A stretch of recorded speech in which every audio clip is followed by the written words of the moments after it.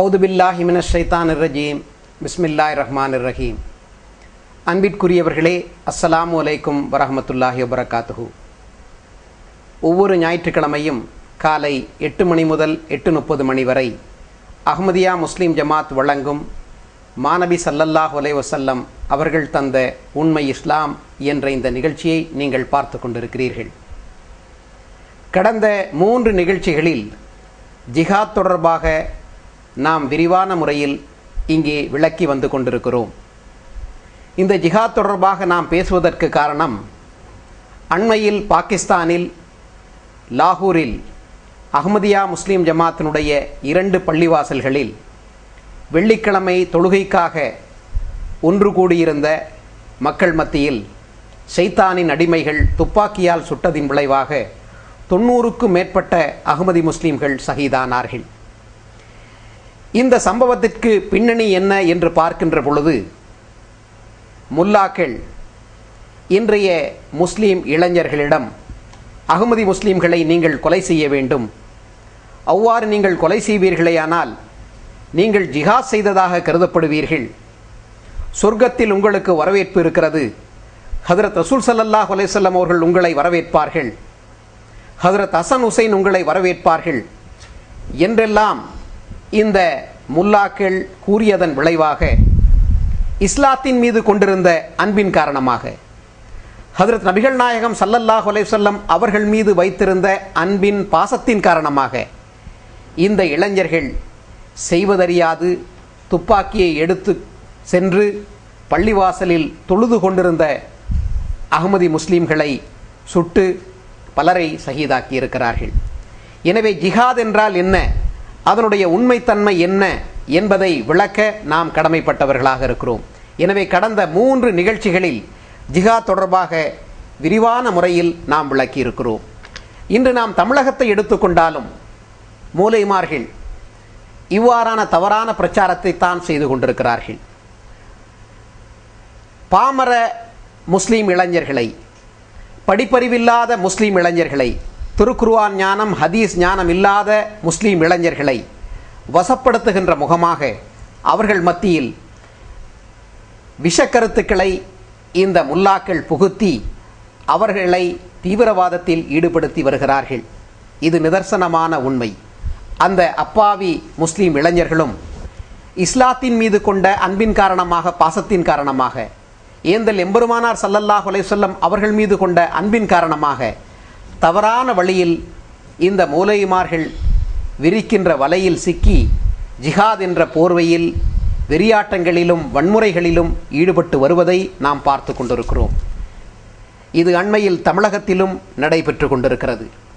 ஒருவர் சுன்னத் வல் ஜமாத்திலிருந்து தௌஹீத் ஜமாத்திற்கு மாறுகிறார் என்று சொன்னால் அவரை நீங்கள் கொலை செய்யுங்கள் என்கின்ற ஃபத்வாக்களை இன்றைய முல்லாக்கள் கொடுத்து கொண்டிருக்கிறார்கள்.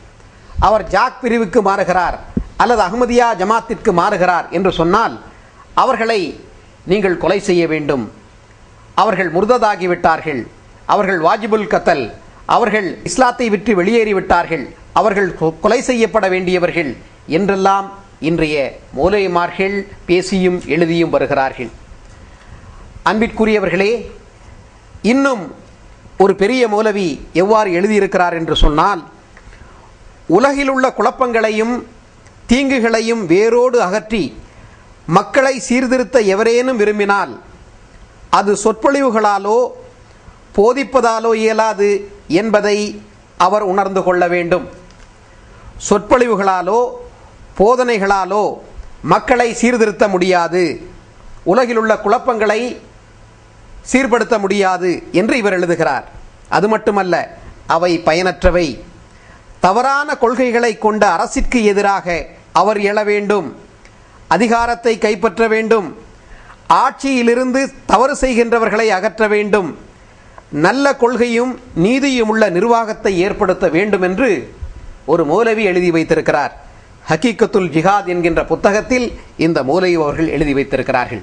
இவ்வாறு வன்முறையை தூண்டக்கூடிய செயல்களில்தான் இன்றைய இந்த முல்லாக்கள் ஈடுபட்டு வருகிறார்கள். இன்றைய முஸ்லீம் இளைஞர்களின் இதயங்களில் இந்த முல்லாக்கள் விதைத்துவிட்ட இந்த விஷ வித்துக்கள் அவர்களை வெறியர்களாக மாற்றிவிட்டன என்று சொன்னால் அது மிகையாகாது. அவர்கள் மார்க்கத்திற்காக மாபெரும் ஒரு தியாகத்தை நாம் செய்கின்றோம் என்கின்ற எண்ணத்தோடு இவ்வாறு கொலைவெறி தாக்குதல்களில் அவர்கள் ஈடுபட்டு கொண்டிருக்கிறார்கள்.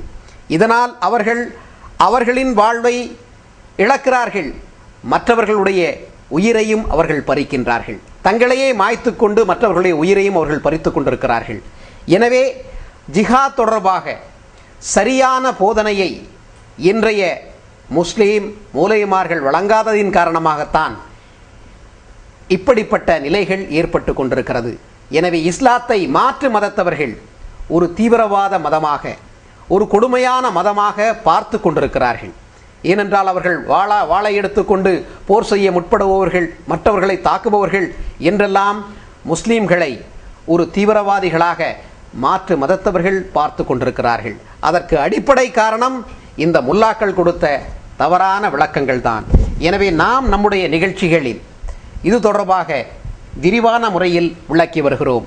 ஜிஹாத் எந்த அடிப்படையில் செய்ய வேண்டும், ஹதரத் முகமது நபி ஸல்லல்லாஹு அலைஹி வஸல்லம் அவர்கள் எப்படிப்பட்ட ஜிஹாதை செய்தார்கள், 13 ஆண்டு காலம் மக்காவில் சித்திரவதைகளை சகித்த பிறகு ஹதரத் ரசூல் ஸல்லல்லாஹு அலைஹி வஸல்லம் அவர்கள் இறைவனுடைய கட்டளைக்கு இணங்க இடம்பெயர்ந்து மக்காவிலிருந்து மதீனாவிற்கு செல்கிறார்கள். அங்கேயும் இந்த கொடுமைகாரர்கள் பின்தொடர்ந்து சென்று தாக்குகின்ற நிலையில் ஹதரத் ரசூல் ஸல்லல்லாஹு அலைஹி வஸல்லம் அவர்கள் இறை கட்டளைக்கு இணங்க தற்காப்புக்காக அங்கே போர் செய்கிறார்கள். எனவே விரிவான முறையில் நாம் கடந்த நிகழ்ச்சியில் விளக்கியிருந்தோம். இந்த நிகழ்ச்சியிலும் இவ்வாறு இந்த மூலைமார்கள் கொடுக்கின்ற இந்த கூற்றின் அடிப்படையில் பாமர இளைஞர்கள் செய்வதறியாது இப்படிப்பட்ட கொடுமையான செயல்களில் ஈடுபட்டு கொண்டிருக்கிறார்கள். இது பாகிஸ்தானில் நிகழ்ந்திருக்கிறது. இங்கேயும் இப்படிப்பட்ட விஷமத்தனமான பிரச்சாரங்களை இன்றைய முல்லாக்கள் செய்து கொண்டிருக்கிறார்கள். எனவே இது தொடர்பாகவும் நாம் மக்களுக்கு விளக்க கடமைப்பட்டவர்களாக இருக்கிறோம்.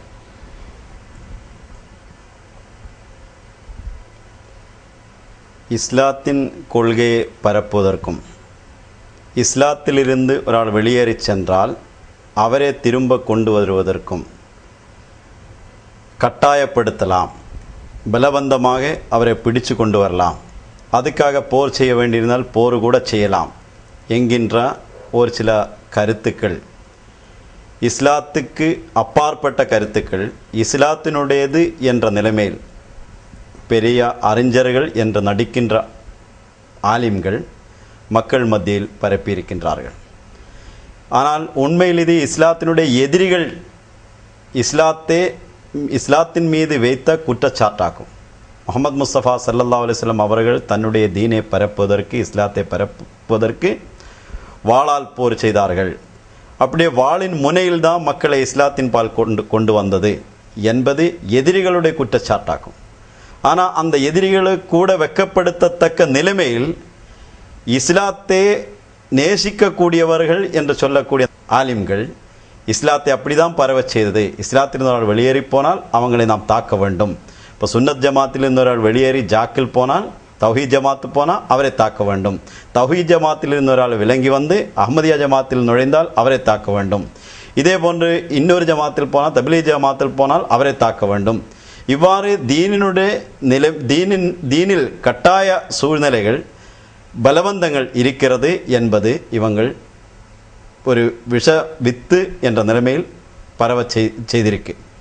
ஆனால் குர்ஆனில் ஒருபோதும் இஸ்லாத்தை பரவ செய்ததற்கு போர் செய்ய வேண்டும் என்பது அல்ல இன்னொரு ஆளை தாக்க வேண்டும் என்பது குர்ஆனில் எந்த இடத்திலும் ஒரு சின்ன ஒரு வார்த்தை கூட கிடையாது. ரசூலுல்லாஹி ஸல்லல்லாஹு அலைஹி வஸல்லம் 13 ஆண்டு காலம் மக்காவில் வாழ்ந்தார்கள். அந்த நேரத்தில் இறங்கிய ஆயத்துகள் இருக்குது. அதுக்கு பிறகு போர் செய்வதற்குள்ள அனுமதி மதீனாவில் இடம்பெயர்ந்து வந்து 2 வருடம் ஆகும்போது தான் கிடைத்தது. அந்த நேரத்தில் கிடைத்த ஆயத்துகள் இருக்கிறது, அல்லாஹ்விலிருந்து இறங்கிய ஆயத்துகள் இருக்கிறது. கடைசி காலத்தில் மதீனாவில் உள்ள வாழ்க்கையில் கடைசி நேரத்தில் குர்ஆனில் இறங்கிய ஆயத்துகளும் இருக்கிறது.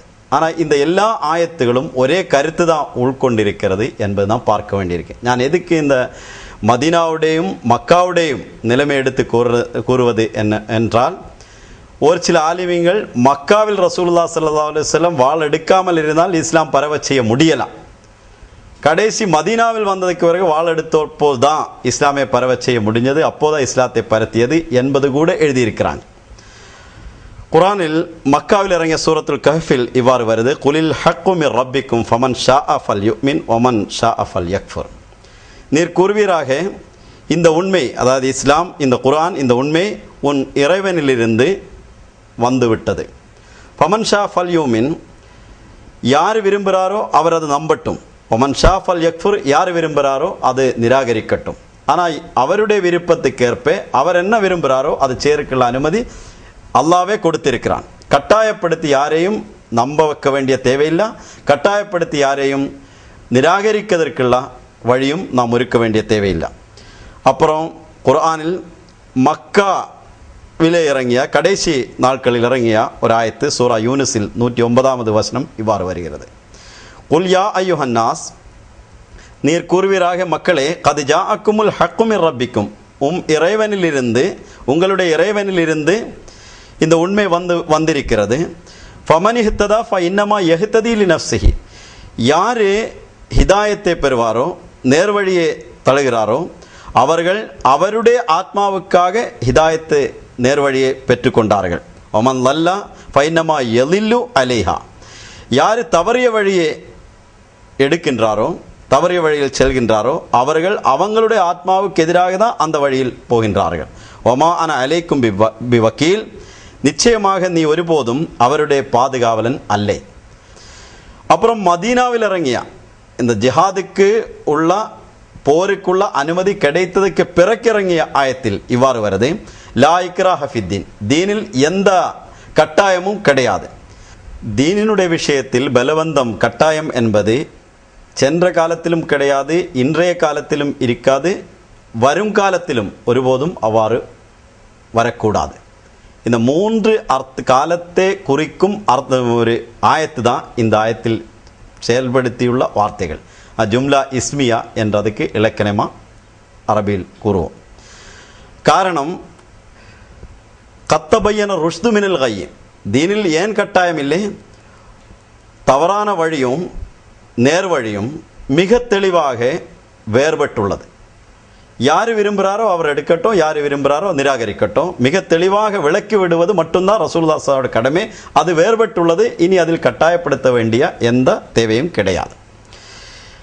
மதீனாவில் இறங்கிய இன்னொரு ஆயத்தில், அது கடைசி காலத்தில் இறங்கிய ஆயத்தில் இவ்வாறு வருகிறது, அது சூரா ஆல் இம்ரானில் 21வது வசனம், குல்லில்லதீன ஊத்துல் கிதாப வல் உம்மியீனா, நீர் ஊத்துல் கிதாபா வேதம் வழங்கப்பட்டவரிடமும் உம்மியின் படிப்பறிவில்லாதவர்களிடமும் கேட்பீராக, அஸ்லம்தும், நீங்கள் இஸ்லாம் தழுகின்றீர்களா? ஃபைன் அஸ்லமும், அவர் இஸ்லாம் தழுகினால், இஸ்லாம் ஏற்றுக்கொண்டால், ஃபகதிஹ்ததவ், அவர் நேர்வழி பெற்றார்கள், நேர்வழியை எடுத்தார்கள். வைன் தவல்லோ, அவர் புறக்கணித்து விட்டால், திரும்பி போனால், ஃபஇன்னமா அலைக்கல் பலா, உம்முடைய கடமை, உம்முடைய பொறுப்பு, அவங்களுக்கு தெளிவான நிலைமையில் அது எட்ட வைப்பது மட்டும்தான். வல்லாஹு பசீரும் பில் இபாத், அல்லாஹ் தன் அடிமைகளை நன்கு பார்க்கின்றான். அப்போது ரசூலுல்லாஹி ஸல்லல்லாஹு அலைஹி வஸல்லமுக்கு ஃபைன்னமா அலைக்கல் பலாக், இந்த தூது செய்தியே தெளிவான நிலைமையில் மக்களுக்கு எட்ட வைப்பது மட்டும்தான் ரசூலுல்லாஹி ஸல்லல்லாஹு அலைஹி வஸல்லம் பொறுப்பு. ஆனால் இன்னைக்கு ஆலிம்களுடைய பொறுப்பு என்னாச்சு, அதை அவங்களே பாதுகாக்கணும். ஒரு ஆள் வெளியில் போனால் அப்படி வரக்கூடாது, அவரை பிடிச்சு இழுத்து இங்கே கொண்டு வரணும். இது மாதிரி உள்ள எந்த ஒரு வழிமுறையும் குர்ஆனில் எந்த ஒரு ஆயத்திலும் கூறவில்லை. சுருக்கமாக கூறினால், திருக்குர்ஆனில் நாம் பார்க்கும்போது ஹிதாயத்து நேர்வழி, லலாலத்து தவறிய வழி ரெண்டும் வேறுபட்டு விட்டது. அது ஒவ்வொரு ஆளும் தனியே கன்வின்ஸ் ஆகி, தனியே அது தெரிஞ்சு அது உள்கொண்டால் மட்டும்தான் அவன் நம்பிக்கையாளராக முடியும். ஒரு ஆளை நாம் கட்டாயப்படுத்தி கொண்டு வந்து இதில் வைத்தால் அவர் உளபூர்வமாக அதை ஏற்றுக்கொள்ள முடியாது. அவ்வாறு வரும்போது அவர் முனாஃபிக்கு தான் இருக்கும், நயவஞ்சகராக இருக்கும். ஆனால் உளபூர்வமாக ஏற்றுக்கொள்ளாமல் வெளிப்படையான நிலைமையில் ஏற்றுக்கொண்டிருந்தால் அவ்வாறுள்ள நயவஞ்சகருக்கு தான் மிகப்பெரிய தண்டனை என்பதே குர்ஆனில் இருக்குது. அப்போ ஒரு ஆளை கட்டாயப்படுத்தி தீனில் நாம் கொண்டு வரும்போது, அந்த முனாஃபிக்குகளை உருவாக்கும் போது மிகப்பெரிய தண்டனைக்கு உள்ளாக்கி விடும் என்பதும் ஒரு உண்மை தான். அதாவது இஸ்லாத்தில் குர்ஆனிலும் முஹம்மது முஸ்தபா ஸல்லல்லாஹு அலைஹி வஸல்லம் நடவடிக்கைகளிலும் எந்த நிலைமையிலும் தீனுக்காக ஒரு கட்டாயம் கிடையாது. அப்போ அழகான